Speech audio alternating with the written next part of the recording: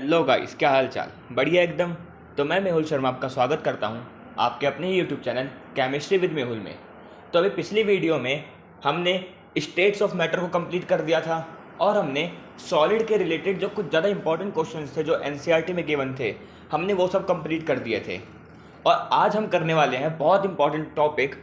हमारा एनसीईआरटी में एक और क्वेश्चन यहाँ पे दे रखा है, can matter change it's state? जो मैटर है क्या अपनी स्टेट को चेंज कर सकता है? क्या ये पॉसिबल है कि जो मैटर है अपनी स्टेट को चेंज कर सकता है? तो आज हम इसके बारे में ही पढ़ने वाले हैं कि क्या जो मैटर है कि अपनी स्टेट को चेंज कर सकता है, और करता है तो कैसे करता है, कौन कौन से फैक्टर्स हैं जिसके ऊपर जो मैटर है अपनी स्टेट को चेंज करता है। तो चलिए शुरू करते हैं बिना किसी देरी के। तो देखिए, can matter change it's state? तो हमसे क्वेश्चन पूछा गया है कि जो मैटर है क्या अपनी स्टेट को चेंज कर सकता है? तो आंसर है yes, matter can change it's state. Matter अपनी स्टेट को चेंज कर सकता है। कैसे करता है? वो दो फैक्टर्स हैं जिसके ऊपर मैटर अपनी स्टेट को चेंज करता है। वो दो फैक्टर कौन से हैं? Effect of change of temperature, यानी कि टेम्परेचर को चेंज करने से मैटर की स्टेट चेंज हो जाएगी। और effect of change of pressure, pressure को चेंज करने से मैटर की स्टेट चेंज हो जाएगी। तो देखिए कैसे होता है ये, हम इसको पहले डिटेल में पढ़ते हैं। आज हम बात करेंगे change of state of temperature की। तो चलिए शुरू करते हैं। Effect of change of temperature. तो देखिए, effect of change of temperature की बात करें तो देखिए, अब यहाँ पे देख सकते हैं जैसे जैसे हम टेम्परेचर को बढ़ाएंगे तो स्टेट जो आपके पास सॉलिड में थी, सॉलिड से कंडेंस होगी, किस में चली जाएगी? वो लिक्विड में। लिक्विड से क्या होगी? ये इवेपोरेट हो जाएगी। यानी कि अगर हम टेम्परेचर बढ़ाएंगे, अगर हम किसी भी ऑब्जेक्ट का, किसी भी मैटर का टेम्परेचर बढ़ाएंगे तो वो सॉलिड से लिक्विड में चला जाएगा। और तब भी अगर हम लिक्विड का टेम्परेचर बढ़ाएंगे तो लिक्विड किसे बदल जाएगा? गैस के अंदर बदल जाएगा। तो ये आपका क्या होता है? Change of effect of temperature. यानी कि अगर हम टेम्परेचर बढ़ाएंगे तो स्टेट जो है आपकी सॉलिड से लिक्विड और लिक्विड से गैस में तब्दील हो जाएगी। ठीक है जी।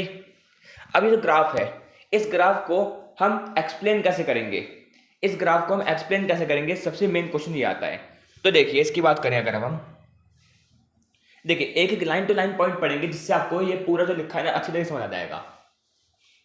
जब हम पहले बात करें इसकी, एक हम ब्लैंक पेज पे चलते हैं। देखिए, पहले जो समझाता हूं आपको कि स्टेट ऑफ कि टेम्परेचर को चेंज करेंगे तो मैटर की स्टेट में कैसे चेंज आएगा। देखिए, ये सॉलिड के पार्टिकल्स हैं, ये इस तरीके से कुछ समथिंग लाइक दैट। ठीक है जी। ये आपके क्या है? किसके पार्टिकल्स हैं? ये आपके सॉलिड्स के आपके पार्टिकल्स हैं। ठीक है। अब अगर मैं नीचे यहां पे लगा दूं आग, ठीक है, ड्राइंग पे मत जाइएगा, ठीक है, बहुत गंदी ड्राइंग है, पर तब भी देखिए, अगर हम यहाँ पे आग लगा दी तो क्या होगा? टेम्परेचर राइज होगा। जो टेम्परेचर है, टेम्परेचर क्या होगा? राइज होगा। अब टेम्परेचर राइज हो रहा है तो उससे इसके कारण क्या होगा? देखिए, मैंने आपको बताया था प्रॉपर्टीज ऑफ मैटर के अंदर, कैरेक्टरिस्टिक ऑफ मैटर के अंदर, कि जो मैटर के पार्टिकल है वो कंटिन्यूअसली मूव करते रहते हैं। अब किसी के बहुत ज्यादा करते हैं और किसी के बहुत कम करते हैं। तो जो सॉलिड्स हैं, इनकी जो काइनेटिक एनर्जी, अब देखिए काइनेटिक एनर्जी क्या होता है। पहले बात करें काइनेटिक एनर्जी की। तो काइनेटिक एनर्जी, अभी आप सिंपल लैंग्वेज में बात समझे तो काइनेटिक एनर्जी वो एनर्जी होती है जो कि किसी को भी मोशन में ला सकती है। मोशन में ला सकती है किसी भी चीज को, किसी भी ऑब्जेक्ट को। जब कोई भी एनर्जी मोशन में लिया है उसको बोलते हैं काइनेटिक एनर्जी। ठीक है। तो काइनेटिक एनर्जी जो है आपकी सॉलिड्स की, वो कम होती है। यानी कि जो पार्टिकल्स ऑफ मैटर हैं वो कम मूव कर रहे होते हैं। पर जैसे हमने टेम्परेचर को राइज किया तो जो फोर्स ऑफ अट्रैक्शन है वो कम होने लग जाएगी। जो फोर्स ऑफ अट्रैक्शन है पार्टिकल्स के बीच में वो कम होने लग जाएगी। अब फोर्स ऑफ अट्रैक्शन कम होगी तो जो काइनेटिक एनर्जी है वो बढ़ेगी। काइनेटिक एनर्जी बढ़ेगी तो जो पार्टिकल की जो क्लोजनेस है ना वो दूर होती जाएगी। पार्टिकल की जो क्लोजनेस है वो दूर होती जाएगी। और ये देखिए कुछ इस तरीके से था आपका, ये आपका इस तरीके, देखिए एक सेकेंड, एक पार्टिकल ये रहा तो दूसरा पार्टिकल ये रहा, इस तरीके से आप चिपके हुए थे। पर जैसे ही मैंने यहाँ पे टेम्परेचर बढ़ा दिया तो इनकी काइनेटिक एनर्जी बढ़ जाएगी और ये जो है थोड़ा सा दूर दूर होने लग जाएंगे। और ये किस में चेंज हो जाएंगे? सॉलिड से लिक्विड के अंदर। अगर मैंने इसके अंदर दोबारा से टेम्परेचर राइज करता गया तो इनकी जो फोर्स ऑफ अट्रैक्शन है वो और ज्यादा दूर हो जाएगी और वो किस में चेंज हो जाएंगे? वो चेंज हो जाएंगे, देखिए यहां से यहाँ चले गए और इनके काइनेटिक एनर्जी और बढ़ा देंगे तो ये ऐसे चले जाएंगे और इनको बोलते हैं गैसेस। तो इस तरीके से आपकी जो है ये आपकी स्टेट ऑफ मैटर चेंज होती है। उम्मीद करता हूं समझ आया होगा। अब हम इसको लाइन टू लाइन पढ़ें तो इससे आपको और इजीली समझ आएगा। तो देखिए बात करें अगर अब हम on increasing the temperature of solid kinetic energy of the particle increases. जब हम टेम्परेचर राइज करेंगे सॉलिड का तो काइनेटिक एनर्जी है वो बढ़ जाएगी। जब काइनेटिक एनर्जी बढ़ेगी due to increase of kinetic energy particle की जो वाइब्रेशन है वो और ज्यादा तेजी से होने लग जाएगी। जैसे बात करी थी हमने कि पार्टिकल जब दूर होने लगेंगे तो पार्टिकल जो है और तेजी से वाइब्रेट करने लगेंगे। जब पार्टिकल और तेजी से वाइब्रेट करेंगे तो क्या होगा, तो फोर्स ऑफ अट्रैक्शन है पार्टिकल के बीच की, जो फोर्स ऑफ अट्रैक्शन है वो कम होने लग जाएगी। जो फोर्स ऑफ अट्रैक्शन है वो कम होने लग जाएगी और जब फोर्स ऑफ अट्रैक्शन कम होगी तो क्या होगा, जो पार्टिकल्स है वो और ज्यादा फ्रीली मूव कर सकेंगे। नहीं समझ आया आपको? देखिए जो पार्टिकल्स थे इस तरीके से थे, अब जब यहाँ पे फोर्स ऑफ अट्रैक्शन कम हुई, फोर्स ऑफ अट्रैक्शन कम होने के कारण क्या होगा, थोड़ा दूर हो जाएंगे। थोड़ा दूर होने के कारण क्या होगा, थोड़ा इनका जो मूवमेंट है ना वो थोड़ा फ्री हो जाएगा। अब अभी समझिए, अगर आप एक छोटे से कमरे के अंदर हैं जहां पे सिर्फ 10 लोग आ सकते हैं पर उसके 15 लोग को हमें बुला दिया तो आप कैसे बिच करके बैठने लगेंगे एकदम। ठीक है, आप ना तो हाथ मूव कर सकते हैं ना पैर मूव कर सकते हैं, आप बस वहां पे बस इधर उधर बस हल्का हल्का से हिल सकते हैं। ऐसे सॉलिड है। सॉलिड इस वक्त एक ऐसे कमरे के अंदर जहां पे सिर्फ 10 लोग बैठ सकते हैं पर इनकी फोर्स ऑफ अट्रैक्शन इतनी स्ट्रांग है कि वहां पे 20 लोग आके बैठे हुए हैं तो वो सिर्फ वाइब्रेट कर सकते हैं। पर जैसे ही क्या हो, अब वहां पे जब गर्मी ज्यादा बढ़ने लगेगी, उस कमरे के अंदर गर्मी ज्यादा बढ़ने लगेगी तो जो लोग हैं वो थोड़ा बाहर निकलने लगेंगे। टेम्परेचर बढ़ रहा है तो लोग बाहर निकलने लगेंगे और जो आपका जो 10 लोग जो 15 लोग थे बिछे हुए थे, पर जैसे जैसे लोग बाहर निकलेंगे तो आप थोड़े फ्री होने लगेंगे और आप अपने हाथ पैर अब यहाँ पे हिलाने लगेंगे। तो एक पॉइंट ऐसा आएगा कि आप एक अकेले बढ़ जाएंगे कमरे के अंदर, तो आप आराम से घूम सकते हैं कमरे के अंदर।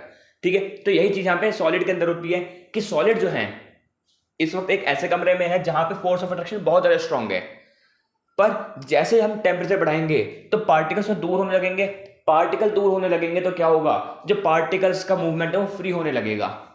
ठीक है, अब यहाँ पे बात समझ आई यहाँ पे। और एक समय ऐसा आएगा कि जो एक ऐसी स्टेज आएगी कि जो सॉलिड है वो किस में चेंज हो जाएगा, आपका लिक्विड के अंदर, और जो लिक्विड है किस में चेंज हो जाएगा, गैसेस के अंदर। समझ आ गया बात यहाँ पे? कोई दिक्कत है नहीं? ओके जी। अब देखिए, अब हम बात करें, अब इसके अंदर आपका टॉपिक आता है मेल्टिंग पॉइंट। अब ये मेल्टिंग पॉइंट क्या चीज होती है, तो देखिए मेल्टिंग पॉइंट क्या होता है, एक ऐसा मिनिमम पॉइंट जहां पे कोई भी सॉलिड मेल्ट होने लग जाए। एक ऐसा minimum point, the minimum point at which the solid melt to become liquid. एक ऐसा मिनिमम पॉइंट जहां पे जो सॉलिड है वो किस में चेंज हो जाए, लिक्विड के अंदर, एटमॉस्फेरिक प्रेशर के अंदर। देखिए एटमॉस्फेरिक प्रेशर क्या है, जो एटमॉस्फेयर से जो प्रेशर लग रहा है ना, एटमॉस्फेयर के ऊपर यानी कि जो एयर का प्रेशर है उसके अंदर ही अगर कोई चीज मेल्ट हो रही है, मिनिमम टेम्परेचर जहां पे कोई भी चीज मेल्ट हो रही है उसको बोल देते हैं मेल्टिंग पॉइंट। ठीक है, मेल्टिंग पॉइंट की सिंपल भाषा में बात करें तो एक ऐसा टेम्परेचर, एक ऐसा मिनिमम टेम्परेचर जिसमें सॉलिड मेल्ट होने लग जाए उसको क्या बोलते हैं हम, मेल्टिंग पॉइंट। ठीक है जी। और यहां पे देखिए जो मेल्टिंग पॉइंट है किसका, the melting point of solid is indicate the strength of the particle.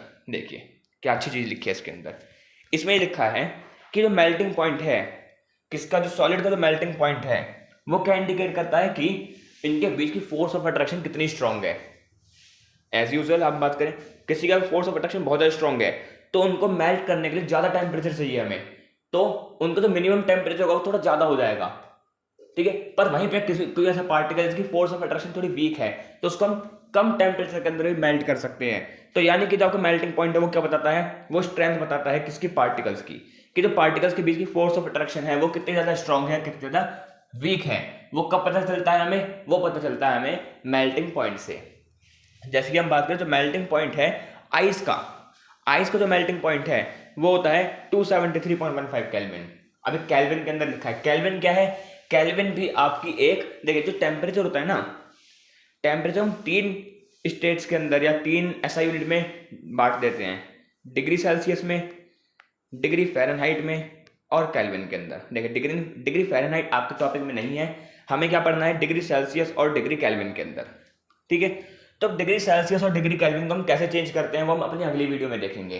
पर अभी हम बात करें कि जो मेल्टिंग पॉइंट है आइस का वो होता है 273.15 केल्विन। अब 273.15 केल्विन को हम अप्रोक्स करके क्या लिख सकते हैं, इसको हम अप्रोक्सी में लिख सकते हैं 273 केल्विन। ठीक है, कोई दिक्कत यहाँ पे, माफ करिए, कोई दिक्कत यहाँ पे नहीं होगी। अगर आपने इसको 273.15 केल्विन को 273 लिख दिया तो कोई भी यहाँ पे दिक्कत नहीं होगी। ठीक है, यानी 273.15 केल्विन किसके इक्वल होता है, 0 डिग्री सेल्सियस के इक्वल होता है। यानी कि जो मेल्टिंग पॉइंट है आइस का वो होता है 273 केल्विन, यानी कि 0 डिग्री सेल्सियस। जो बर्फ है वो 0 डिग्री सेल्सियस पे पिघलने लग जाती है। ठीक है, कोई दिक्कत यहाँ पे नहीं। तो ये हमारा आज का टॉपिक था, बहुत ही सिंपल सा टॉपिक था, कोई इसमें दिक्कत वाली बात नहीं थी। हमने यहाँ पे सिंपल क्या बात करी है कि टेम्परेचर के कारण किस तरीके से जो आपकी स्टेट ऑफ मैटर वो चेंज होती है।